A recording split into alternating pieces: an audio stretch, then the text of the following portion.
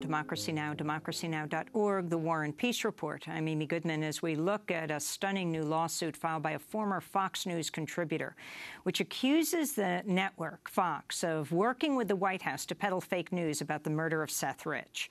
Seth Rich was an aide at the Democratic National Committee who was fatally shot in Washington, D.C. 1 year ago. In May of this year, Fox News published an explosive piece online headlined, "D.C. Murder Mystery, Slain DNC Staffer Was WikiLeaks Source, Say Investigators." The article claimed that Rich, not the Russians, provided WikiLeaks with internal emails from the DNC. But within weeks, Fox retracted the story. Now the only person quoted in the piece, Fox contributor and retired D.C. police officer Rod Wheeler, is claiming Fox knowingly used made-up quotes from him. And that's not all. The lawsuit also alleges direct White House involvement in the story.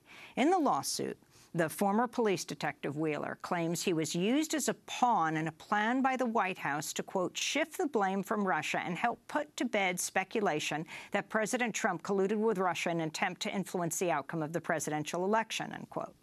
At the time, Wheeler was being paid to investigate the Rich killing by a Trump donor in Texas named Ed Butowski. The lawsuit also claims Wheeler received a text message from Butowski saying, quote, not to add any more pressure, but the president just read the article. He wants the article out immediately, unquote. Well, on Tuesday, White House Press Secretary Sarah Huckabee Sanders was questioned about the lawsuit. There's a report out today based on a lawsuit that was filed that says that Sean Spicer met with a campaign donor and a journalist from Fox News where they were pushing around this story that Seth Rich, this low-ranking DNC staffer who was murdered, was perhaps the one responsible for the WikiLeaks breach. Two questions. Sean put out a statement. He said it was just a brief meeting. He said the guy didn't know the president. The lawsuit alleges that the president knew about it and had an influence on the story. Did the president know about the story pre-publication, and did he have an influence on the way the story was written? The president had no knowledge of the story, and it's completely untrue that he or the White House involvement in the story. And beyond that, this is ongoing litigation, and I'd refer you to the actual parties involved, which aren't the White House. Follow up, does it disturb you that the press secretary for the president of the United States, who just gave this incredibly passionate pushback on us for focusing on Russia, does it disturb you? You just sped right past this. Does it disturb you that there's an allegation out there in a lawsuit, and Sean Spicer admitted meeting with these two individuals, that this was discussed in your White House? That this he met with members of the media. I don't find that to be a strange thing. You guys were all members of the media. He was pushing a story that was later retracted because it was false. He met with that reporter, and he met with a campaign donor. Does it disturb you? Does it say anything about this White House that you would entertain that kind of story? It doesn't bother me that the press secretary would take a meeting with somebody involved in the media about a story. That's White House Press Secretary Sarah Huckabee Sanders, a part of what she said yesterday. Still with us is Marcy Wheeler, who runs the website emptywheel.net, no relation to Rod Wheeler, who brought the lawsuit against his former network, Fox. Marcy, explain, lay this very tangled web out. This is not an easy lawsuit to understand. Well, what's important about the White House involvement is that when the story first came out in May, Sean Spicer was asked, did you have any involvement in this? And he denied it very aggressively to NBC. And then yesterday, he was quoted as confirming that he was involved prior to the actual release of the story. So all of a sudden, now that Spicer is losing his job at the White House, his story has changed. Well, wait. Let me play what Sean Spicer said, then the White House press secretary, in May about the Seth Rich story. Sean, can we get a White House reaction or the president's reaction to the report that Seth Rich was emailing WikiLeaks before his murder?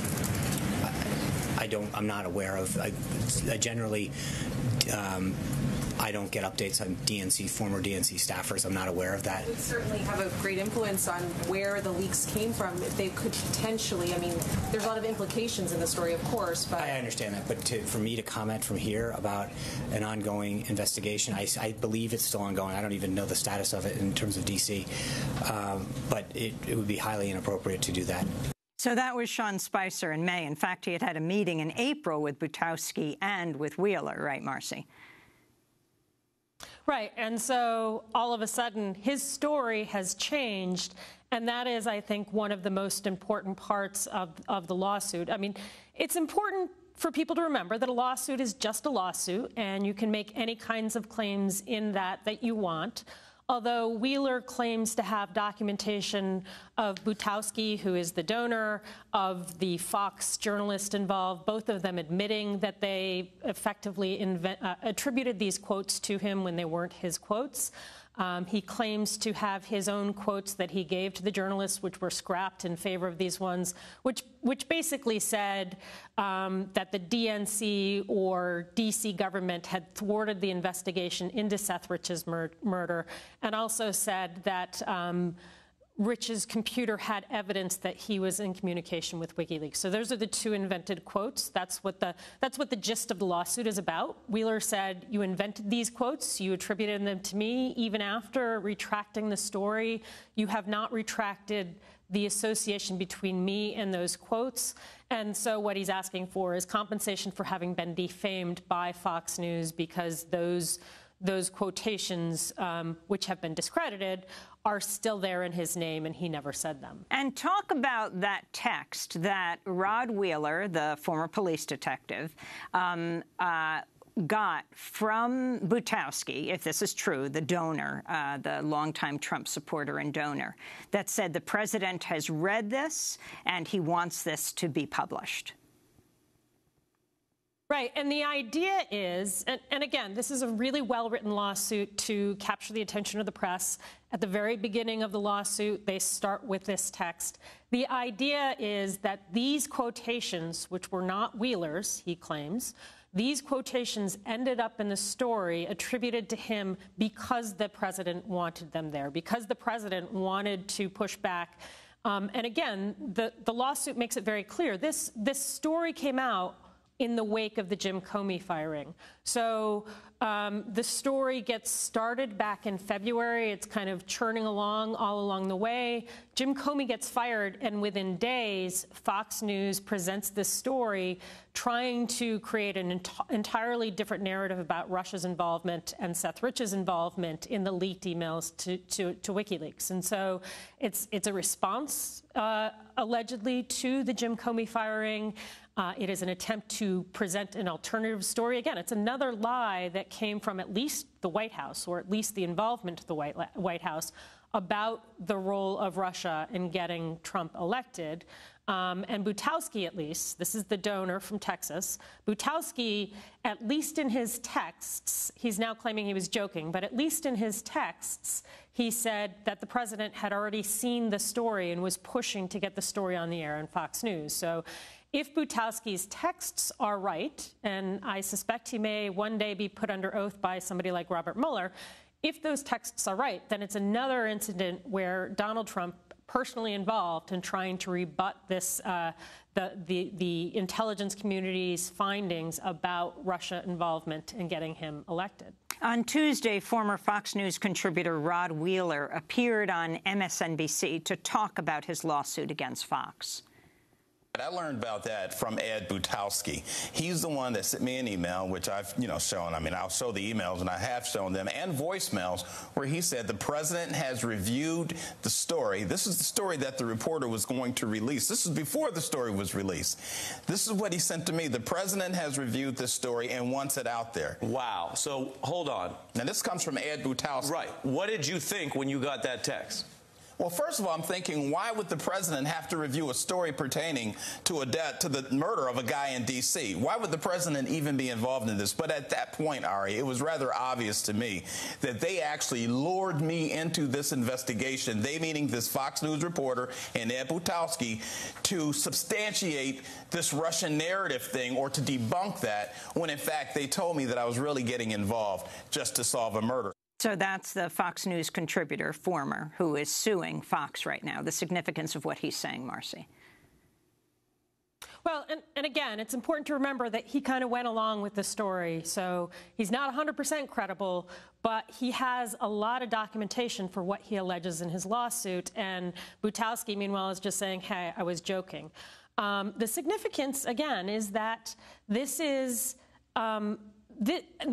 a story that Fox News invented about a guy who got murdered, They retracted the story, but they have not retracted the quotes. And it's interesting in the lawsuit, it makes it very clear that the journalist involved and Butowski both said that they had gotten the substance of those quotes from some guy at the FBI that they didn't name. Wheeler suggests that that FBI guy was just invented, which, if that's right, it would sort of make it similar to a story that Brett Baier on Fox News told right before the election, where he said a bunch of Fox agents were, a bunch of FBI agents were sure that Hillary was going to be indicted. It would be a second case where Fox had a story alleging FBI claims that then got retracted that was really central to politics. But in Malia any case, Zimmerman is the reporter for Fox that did this story. Right. And she, it's interesting because she, after the retraction of the story, gave a statement to Seth Rich's family where she basically blamed it all on Wheeler.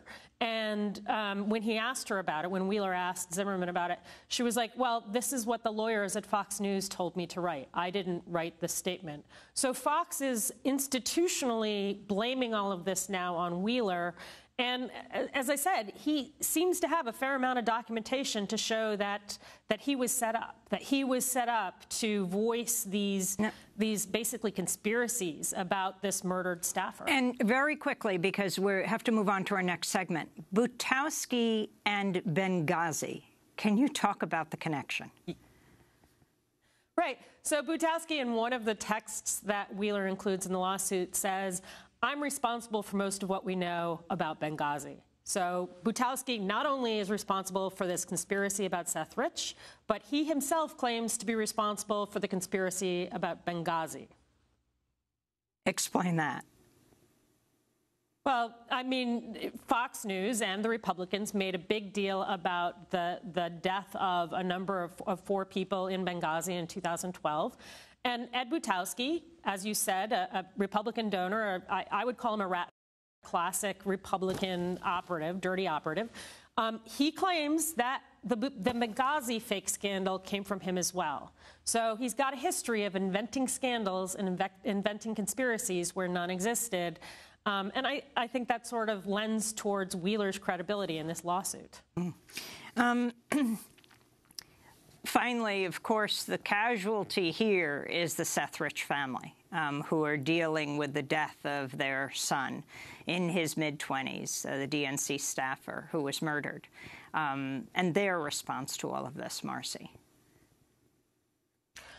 Well, they have wanted to just grieve and, I mean, ideally get the murder solved, but his death keeps being turned into a conspiracy that it's not. And I think one of the most appalling things yesterday is that Butowski, before this lawsuit came out, deleted his Twitter account. And he said, well, people are saying mean things about me on Twitter.